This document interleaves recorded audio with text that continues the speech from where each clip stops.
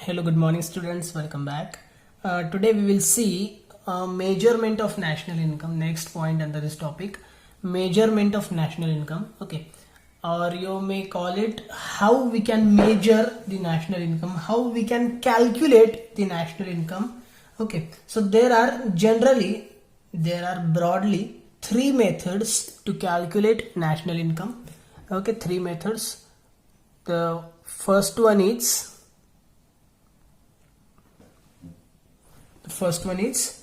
output method, second is income method, and third is expenditure method. Okay, what output method says? सबसे पहले देखो national income का मतलब आप क्या निकाल सकते हो एक सेंटेंस के अंदर. ठीक है, उसकी डेफिनेशन जो है वो आपका क्लियर मीनिंग रहेगा कि it is a sum of total production और it is a sum of the final value of all the final goods and services produced during the year. Okay, but इसको आप अगर एक सेंटेंस में बोलना होगा तो आप कैसे बोल सकते हो? National income is nothing but the income of the nation. ठीक है, पूरे कंट्री की वो जो इनकम होती है वही वो शो करती है. आप डेफिनेशंस का किसी भी तरह एंगल से स्टडी करो, वो आपको क्या दिखाएगा कि पूरे कंट्री की, पूरे नेशन की इनकम क्या है. Okay, that is what national income is. So यहां पे हम किस तरह से काउंट कर सकते हैं? अगर if we count national income using output method, what we will do. Output का मतलब होता है production, right? Output means production. So if we calculate national income using output method, what we will do, we will just take in to consideration the final value of all the goods and services produced during the year. सारे goods and services जितना भी produce हुआ है, जितना भी production हुआ है, उन सब की फाइनल वैल्यू हम काउंट करेंगे विदाउट डुप्लीकेशन. ठीक है, विदाउट डुप्लीकेशन का मतलब क्या होता है कि जो रॉ मटेरियल्स वगैरह उसके अंदर यूज होने वाले होंगे तो उनकी फाइनल वैल्यू हम कैलकुलेट नहीं करेंगे, राइट? फॉर एग्जाम्पल, कोई शर्ट हमें बनानी है. शर्ट बनाने के लिए हमें बटन्स चाहिए होते हैं, तो वो बटन्स आपको मार्केट में ऐसे भी मिलते हैं, राइट? मतलब जो बटन्स मार्केट में रहेंगे वो सारे के सारे शर्ट बनाने में यूजफुल नहीं रहेंगे.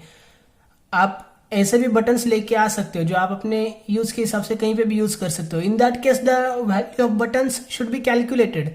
बट अगर वही बटन्स आप शर्ट बनाने के लिए यूज कर रहे हो तो फिर शर्ट की वैल्यू कैलकुलेट होनी चाहिए. बटन्स की वैल्यू शर्ट के अंदर इंक्लूडेड रहेगी, इसलिए बटन्स की वैल्यू उस टाइम पे कैलकुलेट नहीं होनी चाहिए.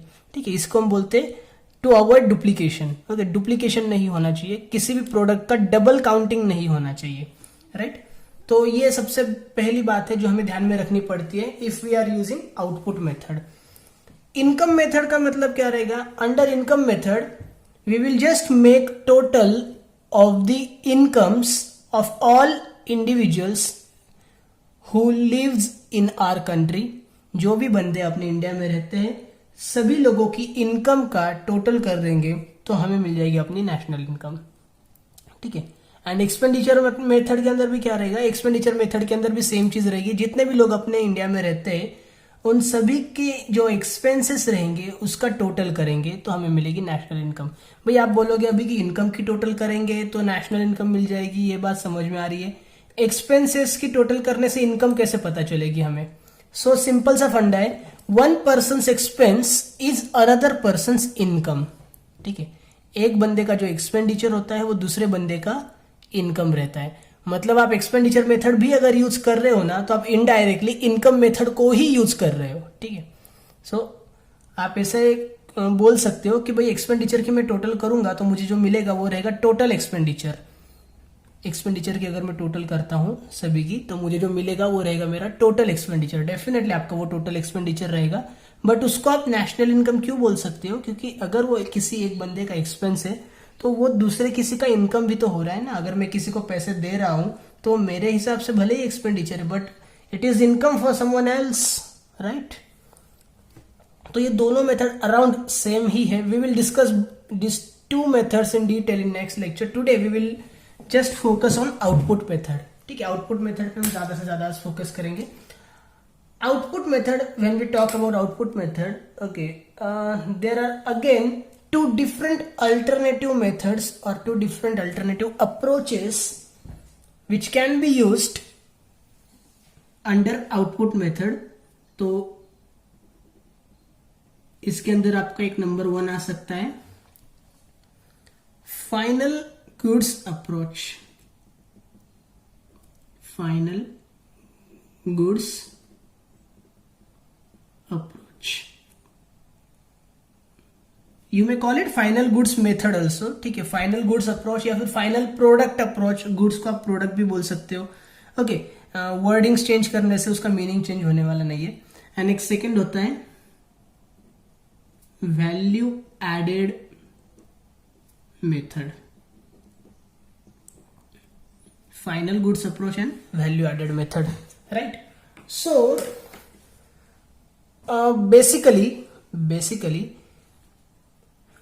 these both methods they themselves conveys their meanings, इनके नाम में ही इनका मीनिंग छुपा हुआ है।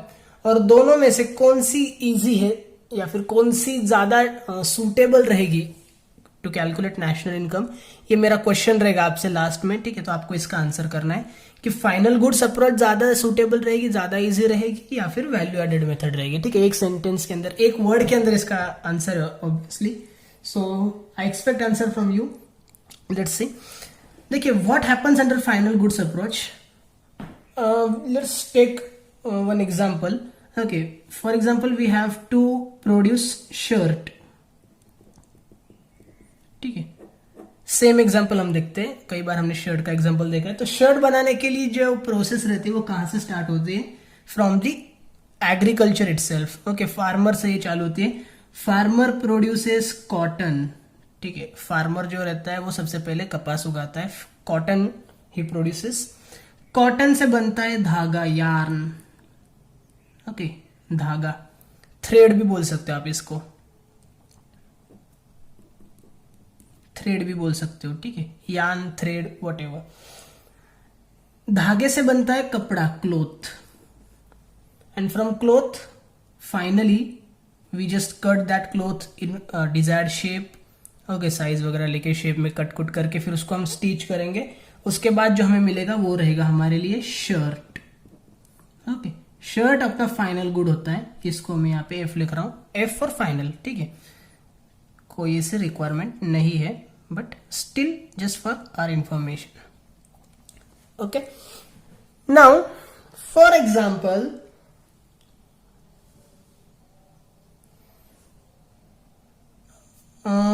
कॉटन जो है अपना, ठीक है, कॉटन बनाने के लिए हमने इससे पहले कोई और मटेरियल यूज नहीं किया था। Cotton is a first stage ना, कॉटन बनाने के लिए इससे पहले हमने कोई मटेरियल यूज नहीं किया था।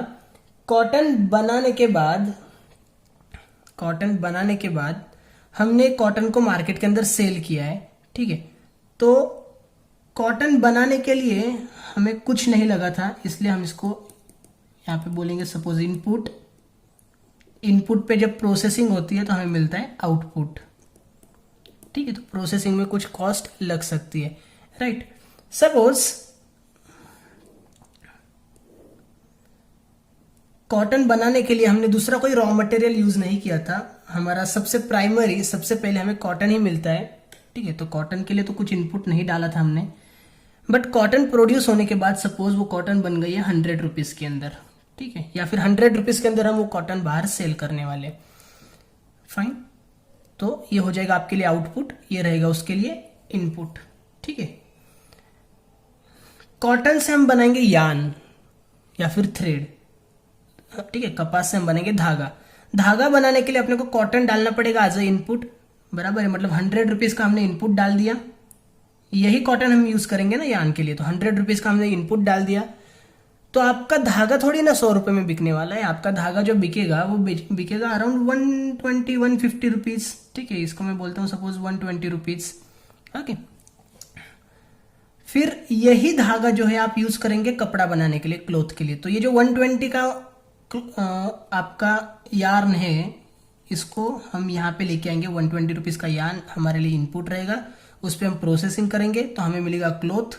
क्लोथ जो रहेगा हम बेचेंगे 200 रुपए में सपोज, ठीक है, 200 रुपीज।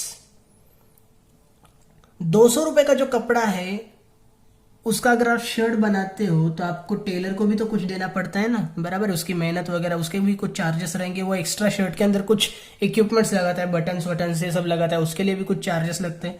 तो 200 रुपए का जब हम कपड़ा यूज करेंगे और उसमें से हम शर्ट बनाएंगे तो शर्ट की वैल्यू बन जाती है 300 रुपए, 300 रुपीज। ओके, से suppose, right. So under final goods approach, when we are talking about final goods approach, what we have to do, जो हमने इससे पहले पढ़ा था exactly, we have to consider the value of final good only. We don't have to consider the value of goods or services which are already included in the value of final goods. Okay, तो अगर हम final goods approach की बात करेंगे तो हम सीधा 300 को काउंट करते चलेंगे, राइट। ये शर्ट है तो इसके लिए 300 रुपए काउंट करने हैं। बाकी जितने भी शर्ट्स रहेंगी सेम काइंड की, सबके लिए 300 रुपए काउंट करने। फिर ये कॉटन जो है वो फार्मर ने प्रोड्यूस किया है तो उसके लिए हमें उस कॉटन को काउंट नहीं करना है, ठीक है। ये जो यार्न है जो किसी अदर फैक्ट्री में प्रोड्यूस हुआ होगा उसका प्रोडक्ट हमें कंसिडर नहीं करना है। क्लोथ जो कहीं और प्रोड्यूस हुआ होगा या फिर अपने ही कंपनी में प्रोड्यूस हुआ होगा, इसको भी हमें कंसिडर नहीं करना है। मतलब ये 100 रुपीज का जो प्रोडक्शन था उसको हमें काउंट नहीं करना है। ये जो 120 का प्रोडक्शन था उसको हमें काउंट नहीं करना है। ये जो 200 का प्रोडक्शन था इसको हमें काउंट नहीं करना है। डायरेक्टली जो शर्ट है 300 का उसको हमें काउंट करना है। Okay, under final goods approach सिर्फ हमें 300 को काउंट करना है, इनको काउंट नहीं करना है। अब यहाँ पे एक डिफिकल्टी ये आ जाती है, फॉर एग्जाम्पल ये जो कॉटन है ये महाराष्ट्र में रहने वाला कोई फार्मर प्रोड्यूस कर रहा है, ठीक है। उसके बाद ये जो यार्न है ये राजस्थान में कहीं पे तो भी प्रोड्यूस हो रहा है। ये कॉटन राजस्थान में जाता है, वहां पे इसका धागा बनता है, ठीक है, वहीं पे इसका कपड़ा बनता है। और ये जो कपड़ा है cloth, this goes to Gujarat and Gujarat के अंदर जाके इसका शर्ट बन रहा है। ओके, नाउ एक चीज ऐसी आ जाती है कि ये जो कॉटन है सारा का सारा कॉटन अपने शर्ट के लिए यूज होने वाला ऐसा नहीं है। कुछ कॉटन आप directly as a final good भी सेल कर सकते हो मार्केट के अंदर, बराबर है। लोगों को कॉटन चाहिए होता है, किसी को कॉटन से लाइक हम बोलते हैं ना वो दिया और बाती, बराबर है, वो बात बनाते हैं। या फिर there are an number of reasons for which we can use cotton. Cotton को हम फर्स्ट एड के लिए भी यूज करते हैं, किसी को चोट लग गई तो फिर डेटॉल वगैरह लगाने के लिए हम कॉटन यूज करते हैं, राइट। ड्रेसिंग के लिए कॉटन यूज करते हैं। तो ऐसा नहीं कि सारा का सारा कॉटन शर्ट में जाने वाला है। तो जितना कॉटन शर्ट के अंदर जाएगा उतना हमें काउंट नहीं करना है, बाकी का कॉटन हमें काउंट करना पड़ेगा। यहाँ पे डिफिकल्टी ये आ जाती है कि हाउ टू कंसिडर कि कितना कॉटन आपका शर्ट के लिए आगे जाएगा, कितना कॉटन आपका आगे किसी अदर प्रोडक्ट का इनपुट बनेगा और कितना कॉटन फाइनल आउटपुट ही रह जाएगा, ठीक है। ये देखना, ये कंसिडर करना काफी डिफिकल्ट हो जाता है। अगर एक ही फैक्ट्री के अंदर सारी चीजें चल रही तो फिर आप समझ सकते हो, बट अगर ये डिफरेंट लोकेशंस पे चल रहा है तो काफी डिफिकल्ट हो जाता है। तो ये एक डिफिकल्टी हो जाएगी आपकी फाइनल गुड्स अप्रोच अगर आप यूज करते हो तो। एंड सेकंड रहता है value added approach. Value added approach के अंदर आपको क्या करना है, you have to consider the values added in each stage, ठीक है। हर स्टेज में जितना वैल्यू का एडिशन होगा ना उतना कंसिडर करते चलो, ठीक है। तो इसमें वो डिफिकल्टी नहीं रहती है कि भाई ये जो कॉटन है क्या ये शर्ट के अंदर जाएगा या फिर ये फाइनल गुड बन के रह जाएगा। अगर ये फाइनल गुड बन के रह जाएगा तो इसको हमें कैलकुलेट करना पड़ेगा। अगर ये शर्ट के अंदर जाएगा तो ये किसी दूसरे प्रोडक्ट का रॉ मटेरियल है तो उसको हमें कैलकुलेट नहीं करना। ये थोड़ी सी डिफिकल्टी है वो इसके अंदर नहीं रहती है। What we do under value added approach, we just consider the value added in each stage. Okay, मतलब अगर कॉटन है तो कॉटन बनाने के लिए हमने जो रॉ मटेरियल यूज किया था, कितना यूज किया था, 0 रुपीज का यूज किया था, कोई रॉ मटेरियल था ही नहीं। ओके, डायरेक्टली प्रोडक्शन हुआ आपका 100 रुपीज का, मतलब जो वैल्यू ऐड हुई है कितने से ऐड हुई है, 100 रुपीज से ऐड हुई है, right. Simply we are taking difference. Okay, 100 minus 0 तो आपको मिलता है 100। उसके बाद यही कॉटन यूज करके हमने बनाई यार्न, ओके, या फिर थ्रेड, धागा बनाया। धागा बनाने के लिए जो इनपुट था 100 रुपीज का, इसको हमने ऊपर ऑलरेडी कैलकुलेट कर लिया है। ओके, 100 रुपीज हमने नेशनल इनकम में कैलकुलेट कर लिए हैं। तो अगर हम ये 120 कैलकुलेट करेंगे ना तो ये 100 दोबारा से कैलकुलेट हो जाएगा। तो इस 100 को माइनस कर दो, 100 को माइनस कर दो, जितना वैल्यू एडिशन हुआ है, मतलब 20 रुपीज का एडिशन है यहाँ पे सिर्फ, ठीक है, उसी को काउंट करो, तो यहाँ पे डुप्लीकेशन नहीं हुआ। सेकंड थिंग, ये कॉटन आपका कहीं पे भी जाए, कॉटन आपका फाइनल गुड रहे या फिर दूसरे प्रोडक्ट का इनपुट रहे, हमें उससे कोई मतलब नहीं है, बराबर है, तो डुप्लीकेशन होगा ही नहीं, बराबर है। कॉटन आपका जितना भी प्रोड्यूस हुआ था सारा का सारा हमने काउंट कर दिया। आगे अगर कॉटन का रीयूज हो रहा है तो इनपुट की वैल्यू माइनस कर देंगे, करेक्ट। फिर ये किसी भी लोकेशन पे हो, कैसे भी हो, कुछ भी हो, बराबर है। कैलकुलेशंस के लिए आपको इजी हो जाएगा, करेक्ट। मतलब ये जो 100 ये डबल काउंटिंग में नहीं आया, राइट। यही यार्न आपका आगे क्लोथ के लिए, कपड़ा बनाने के लिए यूज हो रहा है। आपकी क्लोथ की वैल्यू 200 है, बट इस 200 के अंदर ये 100 और ये 20, मतलब 120 रुपीज आपके ऑलरेडी एडेड है, तो ये 120 हमें कंसिडर नहीं करना, यहां से हम ये 120 को माइनस कर देंगे। मतलब अभी जो एडिशनल आपका जो एडिशन हुआ है वो कितना है, एडिशन इज ऑफ 80 रुपीज, तो अभी सिर्फ 80 को ही कंसिडर करो, राइट। और जब ये क्लोथ से आपका शर्ट बनेगा तो दोबारा से 300 रुपीज कंसिडर ना करते हुए 300 के अंदर 200 रुपीज कौन सा है, आपका प्रीवियस इनपुट है सारा, ठीक है। देखिए 100 + 20 + 80, मतलब 200 रुपीज ये जो है ये आपका क्या है, पूरा का पूरा ऑलरेडी काउंट हो चुका है, तो इसको काउंट नहीं करना है। बस जो एडिशन हुआ है, ओके, 100 रुपीज का जो एडिशन हुआ है उसको हमें काउंट करना है, राइट। मतलब 100 + 20 + 80 + 100, मतलब हमने क्या कितना कैलकुलेट किया, again we have calculated 300 rupees, again we have counted 300 rupees, right. Means final goods approach अगर आप यूज करते हो तो आपको ध्यान में रखना है कि इसके अंदर इनपुट क्या क्या लगा है, आपको बहुत दिमाग लगाना पड़ेगा, ठीक है, कि डबल काउंटिंग नहीं होनी चाहिए, इस पर आपको बहुत ध्यान देना पड़ेगा। और आखिर में आपका 300 ही काउंट होने वाला है। बट वैल्यू एडेड मेथड को आप यूज करते हो तो पूरा का पूरा काउंट करते चलो, सिर्फ जितना भी इनपुट आएगा अपने लिए, फिर वो कहीं से भी आने दो, ये जो इनपुट है आपका प्रीवियस आउटपुट रहा होगा, मतलब वो प्रीवियसली कहीं ना कहीं पे काउंट हो चुका है, ठीक है। भले वो राजस्थान में हुआ है, भले वो महाराष्ट्र में हुआ है, भले ही वो किसी और स्टेट में हुआ है, ये प्रीवियसली आउटपुट था, okay. Each output becomes input ना, देखिए ये 100 यहाँ पे आपका इनपुट बना, ये 120 यहाँ पे आपका इनपुट बना, ये 200 यहाँ पे आपका इनपुट बन रहा है, बराबर है। तो ईच आउटपुट बिकम्स इनपुट, यही आपका आगे इनपुट होने वाला है। तो इसको हमने ऑलरेडी काउंट कर लिया है, इसको हमने अगर ऑलरेडी यहाँ पे काउंट कर लिया है तो अभी यहाँ पे काउंट करने की उसको कोई रिक्वायरमेंट नहीं है, बराबर है। तो आउटपुट में से इतनी वैल्यू माइनस करो, कितने का एडिशन हुआ है उसको कंसिडर करो, हमें मिल जाएगी value. And here the chances of duplication is almost 0%, okay. आप 0.01% जितना बोल सकते हो, थोड़ा बहुत हो ही सकता है, okay. After all this all will be done by human beings, right. तो थोड़े बहुत एरर्स रह सकते हैं, बट जनरली ये नहीं होता है, राइट। डुप्लीकेशंस वगैरह के चांसेस काफी ज्यादा 0 हो जाते हैं almost, okay. So this is the difference between final goods approach and value added method. Both ही ज्यादा सिंपल है ये, राइट। इसके बाद जो income method and expenditure method, ये भी बहुत ईजी है, आपका एक दिन के अंदर वो क्लियर आउट हो जाएगा।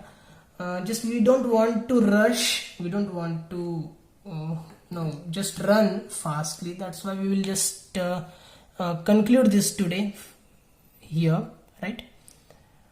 I hope आपको समझा होगा। And again my question, okay, अब इसका आंसर मैंने खुद दे दिया है, बट स्टिल आपको क्या लगता है कौन सी ज्यादा यूज करनी चाहिए। फॉर एग्जांपल मैंने आपको बोला कि आपको कैलकुलेट करना है भाई नेशनल इनकम, ठीक है, नेशनल इनकम आपको कैलकुलेट करना है, आप कौन से मेथड को फॉलो करना चाहोगे, right. So try to answer which method you would like to follow, final goods approach या फिर value added method, okay.